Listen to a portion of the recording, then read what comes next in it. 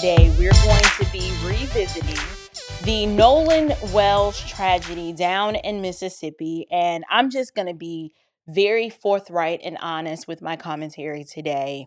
The more that information comes out surrounding this case, the more that certain elements of the Black community continue to talk, I will say that I have noticed or come to the conclusion that Black liberals are incredibly racist.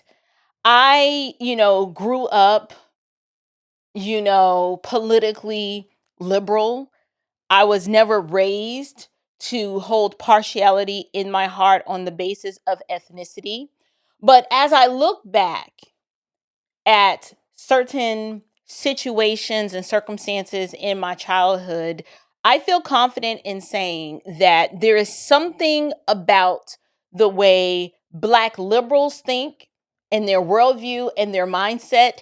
It's completely different than the way Black conservatives and their mindset and their worldview. It's a completely different framework from whence they view the world.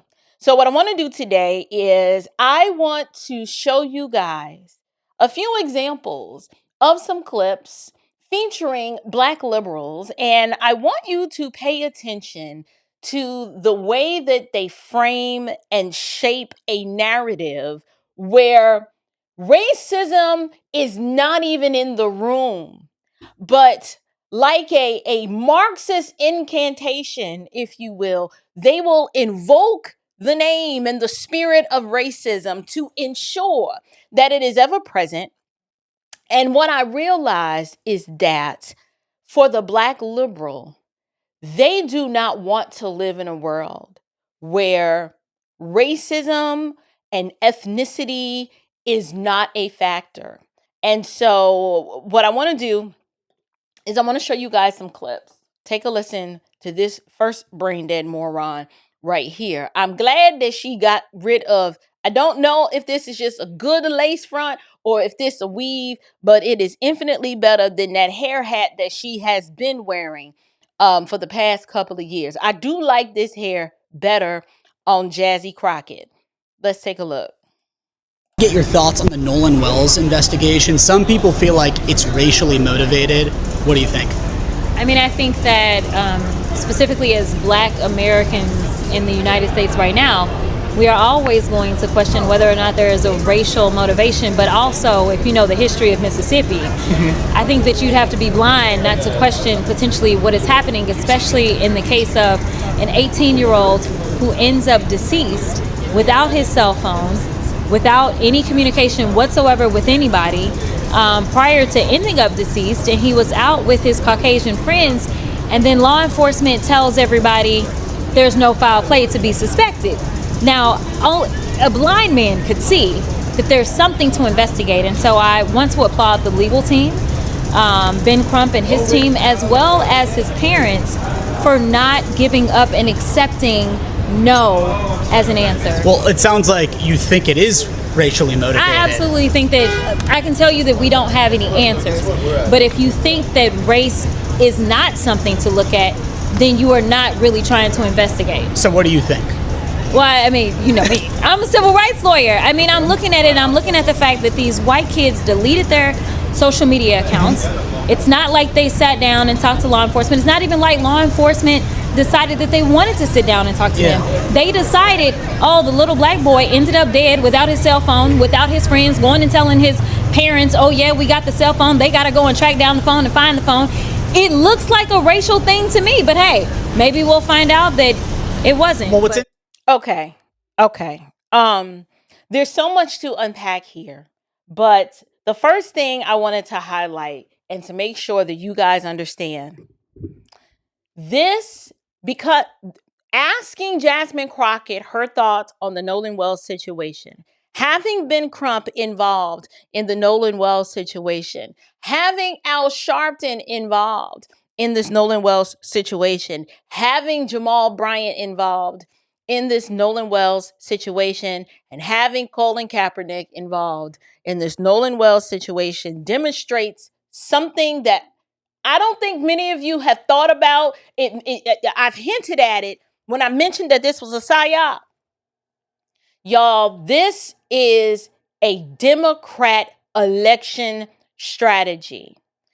I'm going to unpack some of the glaring inconsistencies and illogical leaps that Jasmine Crockett just made, but the fact that they're not interviewing Jasmine Crockett as an unbiased civil rights attorney. They are interviewing Jasmine Crockett because she is a Democrat operative. And all of the other names that I mentioned, they are bringing these individuals to the forefront. I honestly believe the Democrat Party is behind this. They are using this as one of many strategies to use this as an election interference scheme in order to sway the outcomes of the midterm election. Now, technically, that is a completely separate video than are Black liberals racist? Okay. Yes, I do believe all of those individuals involved are being positioned by the Democrat Party to say exactly what they are saying as an election strategy. And I also believe that Black liberals are the ones who are racist. First thing we need to address is what she said. She was asked, do you believe that race has anything to do with this case? She emphatically said, we are always going to question if something was racially motivated. Why? Only racist people or the perpetual victim, the chronic victim, are always going to question whether something was racially motivated if in the event a situation involves a Black person and a white person, the Black racist liberal will always question, but first assume that the interactions between those two people groups, race has something to do with it. They don't need any evidence. They don't need any proof thereof. They simply believe it as a deeply held presupposition because they are racist. Black liberals, just like their Democrat ancestors, are absolutely racist to their core. They learned it from their Democrat masters of yesteryear. And they've been spending so much time around them, wanting to be next to them, wanting to sit next to them, wanting to do everything with them, that they've now adopted the behavior, the worldview, the whole disposition of the white Dixiecrat racist liberal. The Black liberal is now the embodiment of that. I'm sorry. I don't live my life, nor do I view the world from a lens of, oh, if a Black person and a white person are involved, then I must question whether the interaction between those two were racially motivated. I don't do that, but the Black liberal does, because they always view themselves as the eternal victim. It is always not what in this situation, any other factor outside of human, just basic human interactions could have possibly been a motivation. It has to be. It must always be. Race has to be questioned because, like she said, this is Mississippi. This is Mississippi. Forget the fact that we have testimony from Nolan Wells' coach. We have testimony from so many individuals in Nolan Wells' friend circle that are Black and white, and they're all confused. Like, we all grew up together. We all get along just fine. None of this was ever an issue until these darn racist Black Democrat liberals made it an issue and told you that this is the lens that you must view this particular case. This case was prime and ripe to be the midterm election scandal in order for the Democrats to use it for their electoral benefit. Let me explain. It has all of the necessary ingredients. It's down in Mississippi, down in the deep South. Mississippi has a deep, deep past of racial animosity. But hear me clearly. Let us not forget that that racial animosity were white Democrats, the KKK, the Jim Crow white folks of yesteryear, who these people have now become. It wasn't white conservatives. It was the white Democrat, the Dixiecrat, the liberal who was demonstrating racial animosity toward Black people in the South. And it was Black people in the South who willingly allowed themselves, yes, I said it, they willingly allowed themselves to be subjugated and oppressed and suppressed at the hands of white racist liberals because they were cowards. There's no reason why you either have equal number or almost twice as many of you than it is of the white person, and you allow yourself to be subjugated to the tyranny of Jim Crow. It's because you've loved your former masters from the beginning, and even when they were oppressive post-slavery, you allowed yourself, didn't assert your freedom and your own independence by being brave and showing these white folks better than you can tell them, you better leave me and mine alone, or I'm gonna put two in the middle of your forehead if you keep messing with me. A bully only understands two languages. They understand fear, and they understand when they've met their match with equal aggression. But I'm getting sidetracked. She goes, something must be investigated. We agree. But why is the assumption that the investigation here to get to the truth can't be, let's just figure out what happened to Nolan Wells? It must be clouded by the assumption that because one Black boy in a group of white boys, it somehow, whatever happened to him must be on the account of race. I wanted to show this Jasmine Crockett clip to demonstrate to you that Black liberals are the ones that are racist. It's because this is how they view the world. The framework from which they operate is oppressed and oppressor. That's it. They don't view themselves on equal standing or equal footing with the white man, because to them, the white man is superior. And so they always take this subordinate position.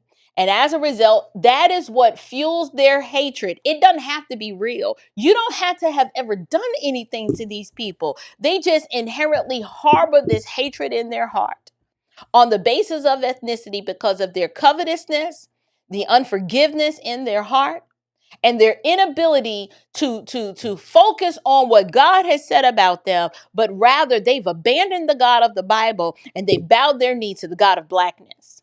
Here's the next clip. I want you to hear. Now, I've had to do some manipulation with this clip because this orangutan right here, it's always the light brights, okay? The light brights are within the Black community. Yes, there is colorism. But for some reason, it's always the light brights that tend to be the most racist and will demonstrate the most hatred toward white people when they look closer like a white person. They look more like a white person than most white people do. But I digress. This individual here is, I don't know if she's a podcast contributor or comedian with the Joe Budden podcast, but for copyright reasons, we only have the audio. But this is what the light bright looks like. And then she goes by the moniker, Don't Call Me White Girl. Listen to the racism coming out of this woman's mouth. To live in a white neighborhood or have a job in this way. But unfortunately, in a lot of our situations, the best schools happen to be white ones and the best neighborhoods happen to be white ones.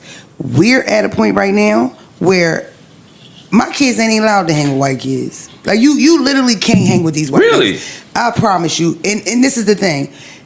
White men are dangerous. White people are dangerous. When you are the only Black friend out of the friend group, you almost always are going to be the one. When the police come, you the one going to catch the charge. When the hoes come around, we got to make somebody look stupid so we can get or look cool, you going to be the big. You cannot be the only Black one. So the fact that you can't be the only Black one as an adult, how the Can you be the only black one as a 13-year-old? My son has white friends. I'm already trying to figure out how to explain to him that y'all can hang at school, y'all can do an after school thing, y'all can go to the mall. You can't go to their houses and you can't spend the night. Do you see the hatred? Y'all thought I was joking when I said black liberals were racist, and they're always saying that it's white people who are teaching their children to be racist. No. Mm-mm. It's the black liberal. It is the black liberal that introduces this brain rot into the minds of their children. And their children are confused and don't understand. She just said, my son has white friends. And now she's telling, not because something has happened within this friend group, not because she has any evidence that these white people have been or taught or treated her son any kind of way.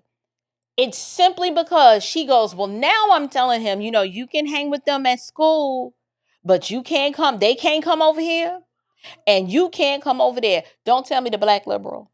The black liberal is the one who's keeping racism alive and well. And if I were white and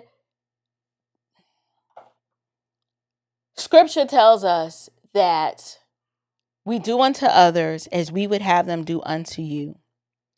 If you're a white person, if you've demonstrated nothing but kindness and grace and just mutual respect and understanding toward a black person, do so on the basis of you guys having things in common and sharing, the unity that you either have over the gospel or the unity that maybe you guys have over golf or whatever it is, the thing that unites you.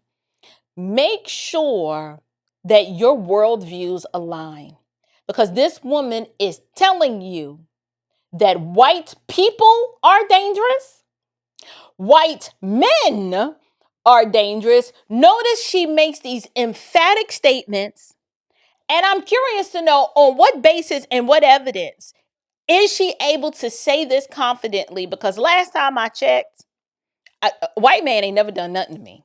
Like, I have no reason to fear a white man. I have no reason to fear white people in general. What is this boogeyman that the black liberals erect, and they spew out this drivel and this hatred? And you want me to believe racism is still alive and well because these are the racists. It's the black liberal. The black liberal is the one that don't want racism to die. It is the black liberal that wants to live in perpetual fear. It's the scaredy cat boogeyman white man over there, and him dangerous and him scary. And mind you, they want to go to school with you, and they want to live in your neighborhoods because you hear this schizophrenia. Do you hear this ethnic racist schizophrenia? Everybody knows that the white schools are the best.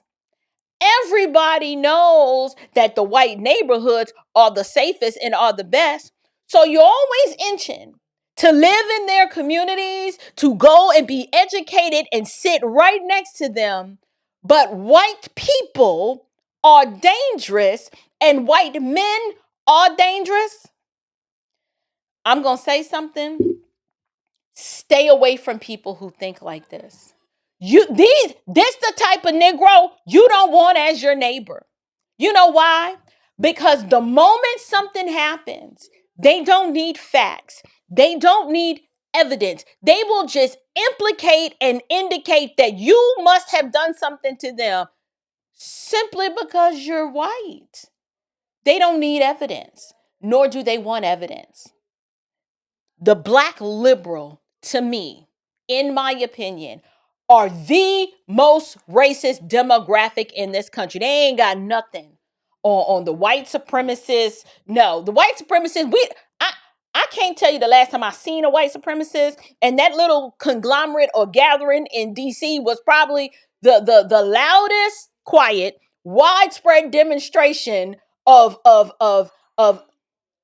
in unintimidating white supremacy I have ever seen. Y'all got to get your white supremacy game up, because if that's the best y'all got, I wasn't afraid of you, and you're not scaring anybody with them ski masks on and the little hats. Like, y'all were really non-threatening. I don't know what happened to the white supremacist white man, but if white supremacy is such this big threat, y'all's external expression of it is slipping. Nobody anywhere is afraid of white supremacy. But the black liberal and their racist white supremacist mindset, notice how she said this out loud on a podcast and didn't flinch. I didn't even let her finish.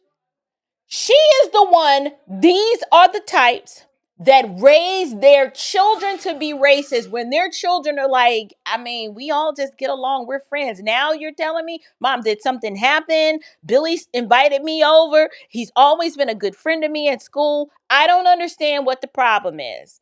They are the racists. You can't. It's too dangerous. I need you to make it home to me. I need to bury you and you not bury me. Period. I am not one of them moms that, want you to make the best decisions. I want you to make it the home. Word. My child knows how to operate a weapon. My child is in some type of situation with a police officer. My child sees this cop reaching. He decides to take this cop's life away or whatever happens. I am going to see my child for 15 to 20 to 30. It's going to be a great bit. The best. This is so fake. This is fake fear. It's not even rooted in reality. Let me remind this back to what she just said. Hear this part again. The moms that, want you to make the best decisions. I want you to make it the home. Word. My child knows how to operate a weapon. My child is in some type of situation with a police officer. My child sees. I want you to make it home. So the assumption is, if you have white friends and you the only one, it's a high possibility you're not going to make it home. Forget if you rolling with Takeaway Sean and them.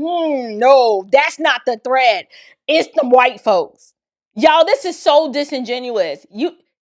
These blacks ain't honest, okay? That's my new saying for 2026. The blacks, these kind, they're not honest. They are the most dishonest, disingenuous group of hateful people you will ever meet. This is so dishonest. Look, black people, we know each other. We know what neighborhoods that we don't want to be caught in. After dark, shoot, hell, it's neighborhoods I don't want to be over there in the daytime. Why? The propensity that I'm going to get carjacked, they going to rob me, I could get shot and be a part of a crossfire. Like, this is not happening, what she's talking about. It's not real. It's not. I got to go back. Their houses and you can't spend the night. You can't. It's too dangerous. I need you to make it home to me. I need to bury you and you not bury me. It's too dangerous. You can't go over there because it's too dangerous, and I need to bury you. You need to bury me, not me bury you. This is a woman talking about her son and how dangerous it is for him to have white friends. Where's the evidence? These people make these claims with zero evidence. And you want me to believe that white people are the problem? I'm telling you, black liberals are the most racist demographic in this country. They are the reason why racism doesn't seem to be dissipating, but rather it seems to be on the uptick because they keep it alive. These people need it for identity. They need it for a sense of belonging. They need it for a sense of feeling superior because they're either deficient in their personal lives or they got like a real defeatist loser mentality. Main character syndrome. This is why I call it ethnic narcissism. That is the perfect way to title and name this pathology. It is ethnic narcissism. These people really do believe they have this elevated sense of importance when ain't nobody thinking about them. This is why this country can't heal. This is why this country can't move forward. It's because the black liberal is the most racist. These are the people you need to stay away from. I feel sorry for her son. And if the parents of her son's friends happen to hear this, don't let your kid hang out with her kid. You know why? It ain't the kid's fault. It's his retarded orangutan mama who ain't got good sense that you need to be worried about. She's the one filling his head with these lies. She is the one that's telling him that he needs to be distrustful. And Lord forbid, if he's the only one in his peer group, that there's this heightened sense of danger that he needs to always be aware about. How do you live life like this? The question we need to ask, has something ever happened? No. These people so bad want to be able to identify with oppression that at one point in this country was absolutely real and absolutely existed. But because it's not happening enough, and they just want, I don't know, do y'all just want racist street cred? You want street cred to say, I experienced discrimination because I was black. And I know what it's like to be held down by a white man. And I knows what that experience is like when you's the onlyest one and they just treat you different because you black. It is almost like they collect them like infinity stones. They need racism to feel better about themselves because they are so empty. This is evil and this is wicked, but I'm curious to know, what do you guys think? I have some more clips that I wanted to react to, but the first thing I wanted to do was to demonstrate to you the mindset and the worldview of the Black liberal, how they are absolutely the most racist demographic in this country, in my opinion, how they will make up and spin a narrative and shape a whole narrative around something that has not happened with zero evidence, all because they want it to be true. And this is why I believe Jasmine Crockett was interviewed, Al Sharpton, Ben Crump, Jamal Bryant, all of the key Democrat operative players, the ones who are on the Democrats' payroll, they needed this case. They need this case so they can raise money off of it, create a big stir. Even if evidence comes out that there was no foul play and that nobody murdered Nolan, but that he drowned, it won't matter. They will never let a crisis go to waste. And they are using it. They are using this to shape a narrative for the midterms. But I'm curious to know what it is that you think. Leave me your thoughts down in the comments box below. And until next time, you guys, stand firm, stay bold, and above all else, stay unshakable. Grace and peace.